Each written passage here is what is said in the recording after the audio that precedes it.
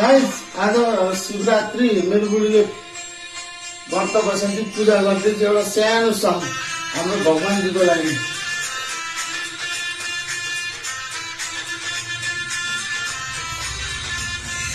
चौखट पे जल के आज जलो दाम आए, बजाओ ढोल स्वागत में मेरे घर राम आए।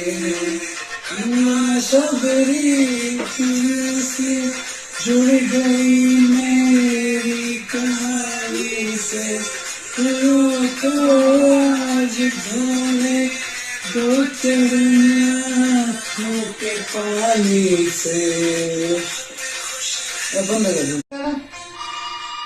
गाइस आज शिवरात्रि मेरो बुढीले व्रत बसेपछि पूजा गर्दै थियो एउटा सानो सम हाम्रो भगवानजीको लागि।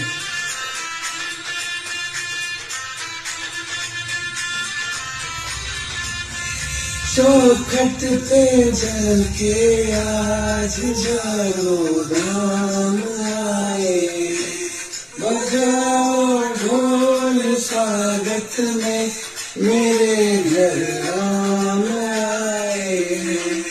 माँ शबरी से जुड़ गई मेरी कहानी से, तो आज ढोले दो चढ़िया के पानी से।